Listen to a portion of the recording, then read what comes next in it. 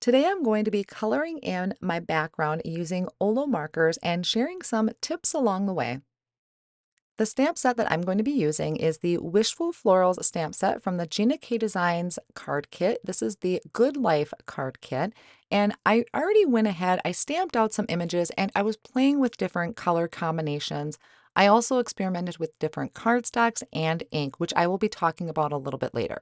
So I had picked out the color combination and I had stamped a background. So I did that entire background by stamping and I really liked how it came out. So I want to replicate it.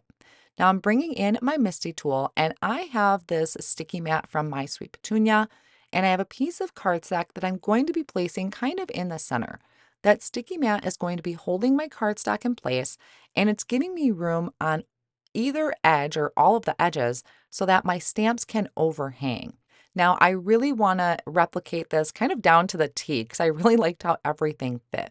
So I'm going to be bringing in a piece of acetate from my stamp packaging to kind of cover my cardstock so I don't get any residual ink on my good piece of cardstock. Then I brought in this sample that I did, or kind of my test piece.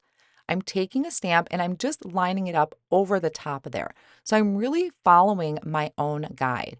I'm going to do this with some of the other images. There are some I have to clean and use it again to get kind of those corners. But for the most part, I was able to get quite a few images on here to stamp down all at once. So I would say, I guess, that this is kind of my tip number one is just play around with your stamp images onto some cardstock. And once you find a pattern or a design for a background that you like, save it and use that to create more. So I am saving that piece of cardstock with that one colored flower on it. I'm going to save that for future projects in case I want to create more designs like this. Now, kind of a disclaimer I want to say is that everybody has their own personal preference when it comes to cardstocks and inks that they want to use. I'm just going to be sharing with you what I have found works best for me and my comfort level. Now, with alcohol markers, you want an alcohol marker friendly ink. In my case, I'm using the Lawn Fawn Jet Black ink. It has been just a really great go-to for me. I don't find I get any smearing with it. I do have to stamp kind of multiple times here because I need to re-ink my ink pad, but it is a great alcohol marker friendly ink. There are lots of black ink pads on the market. A lot of them will say on their actual packaging or on the ink pad itself if it is safe with alcohol markers. Before you really invest yourself into coloring your project, just kind of give it a test run. So stamp it on cardstock, make sure you let it dry or maybe even heat it with a heat tool to dry the ink. Some inks take longer than others to dry, and you want to make sure that black ink is completely dry before you take your markers to it or it will smear. Another tip that I want to share and that I almost always do is I place a piece of cardstock behind the panel that I'm going to be coloring. I just find that this is really nice to help kind of catch any ink that might, if I want to say, bleed through, because sometimes if you apply a lot of ink to an area or dark colors especially can bleed through. And I don't know, there's just something about putting that piece of cardstock behind it that helps. I did take a little bit of repositionable tape and I put it on the back of my panel so that those two pieces of cardstock are kind of stuck together temporarily. And that way, when I start moving my cardstock, they're both together and not slipping out from behind. So as I mentioned earlier, there are different ways to color in your image. Some people like to add a lot of detail or lines to their floral images. Some like to just have it nice, completely blended, more of a smooth blend and transition, kind of like ink blending. But in my case for this flower, I am going to be adding flicks. And that just means when I am coloring, I'm kind of flicking that tip up at the end. So it's giving me a fine point. I'm doing it from the center of the flower and also from the outer edge of the petal. Now, you don't have to do it that way. I just thought it really kind of gave the flower a little bit more dimension. There's going to be a highlight area in the center of that petal. I decided to do it for this one because I did have some room to do it. Some flowers get kind of small, so it's harder for me to do it that way. Now, I started out with the darkest color, which in the Olos was B0.6. I came in with B0.5 to kind of extend a little bit further. and then I filled it in with B0.4. So that first flower petal I did in real time. This one is a little bit sped up, about 2 times the speed, and then some of my other content in the video is going to be sped up a little bit faster. I won't be showing coloring of all of the flowers because I did pretty much use the same technique for all of these flowers. So you'll see I may have music in here if I just happen to run out of things to say, but I'm going to try and share with you the different things that I did for all of the petals to really help you better understand. Okay, so while I'm coloring in these petals all the same way as I did the first one, let's talk about the OLO markers. OLO markers are an alcohol marker just like Copics.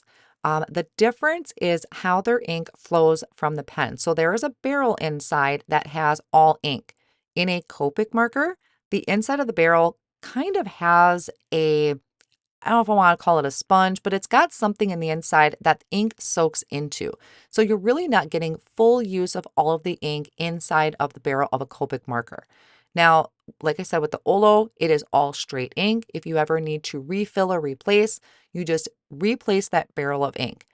Now, one thing that's really kind of key in that is that the flow of the ink feels a little bit different than a Copic marker. I do not go over my areas of coloring very often. A lot of times with Copics, I would go over it maybe once or twice. But with Olos, I feel like I don't have to. Now, I'm going to pause kind of my discussion here for a second to kind of fill you in what I'm doing.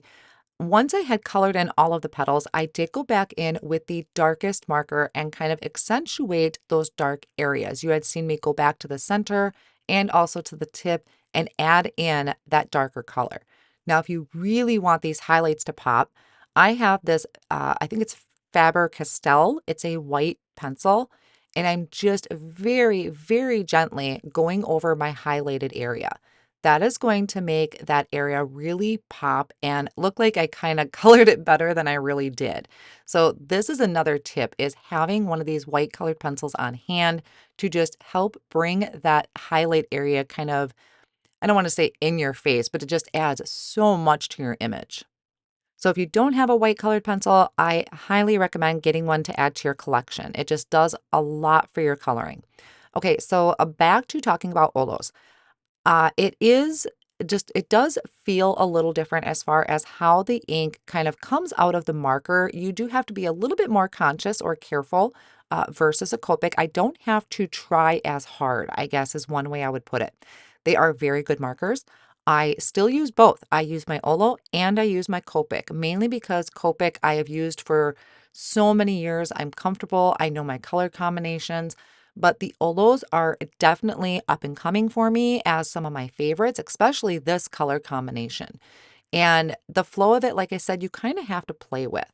Now, another thing I also discovered as I was playing with the markers is cardstock makes a huge difference. And that again is personal preference. Some people prefer to use like 120 or 130-pound cardstock. Other people prefer more of a smooth cardstock like Express It. I have used 80-pound, I have used Express It. I just need to kind of be aware because they do react differently. Your markers will react differently to the cardstock. For example, Express It cardstock is super smooth. The ink kind of sits on top of the paper just a little bit longer, where it gives you more of a chance to blend your colors before it really seeps into the cardstock. Now, 80-pound cardstock, it's pretty fibrous, and your ink will tend to soak into that a little bit quicker, which is where people will sometimes see bleeding. Okay, quick pause here. On the OLO website, they have these charts. So they have all kinds of swatching charts. They have that color wheel. I was using the color wheel to pick out a dark color to go with my YGs. I don't remember the YGs offhand, so I will list them at the top of the screen for you.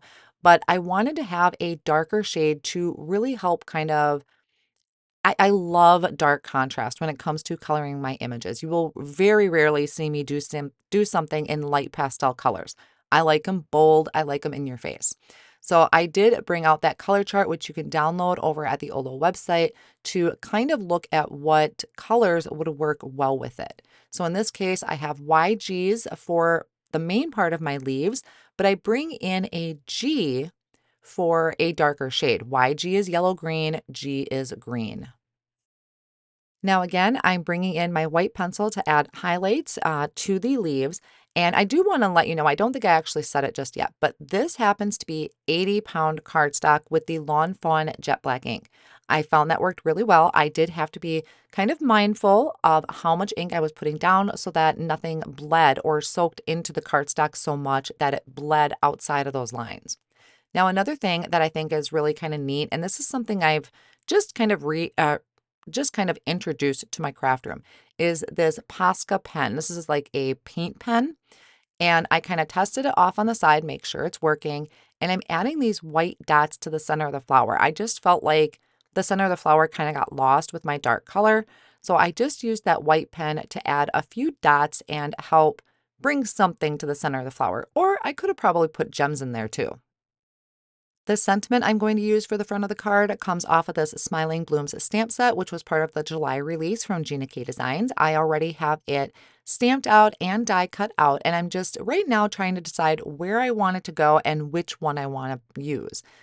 One of them was just a little bit too small, so I'm going to go with the bigger one, but I think that kind of scripty, elegant font just really worked well with the card design.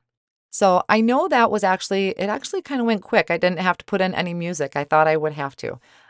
But I think maybe sometime, and this isn't going to be till when school starts, unfortunately, is maybe I will go live to try and answer questions directly from people as far as coloring and techniques. Sometimes in videos, it's just really hard to get it all out. And I'm sure you have some questions about the Olos or just coloring in general. This was just kind of a run through. Sometimes I feel like just watching things helps figure it out. It's a lot easier to see it sometimes than it is to discuss it or tell you exactly what I'm doing. But the biggest tip I can give to you is experiment. Grab some cardstock you have on hand, grab some black inks, and just test out with an image. Stamp one image on each of the cardstocks, maybe right on the back of the cardstock, what ink you used and what cardstock it is or the weight of the cardstock, and grab your markers and just start experimenting. The thing with the Olos, I would say though, is you don't need to go over your image twice with your color. One application of color is going to be enough. So I hope some of these tips have helped and you were able to take some information from the video and just practice. When it comes to coloring, whether it's colored pencils, Copics, or Olos, just keep practicing and you will find that sweet spot for you and what you are comfortable with. I have been coloring for a lot of years. I don't do a lot of it in videos anymore, but I have been doing it for a lot of years. So there is a lot of practice behind this coloring. It's not something that you are able to pick up and do overnight. All of the supplies used in today's video will be listed down below in the video description and over on my blog. So I hope you enjoyed it and I will see you again real soon. Bye.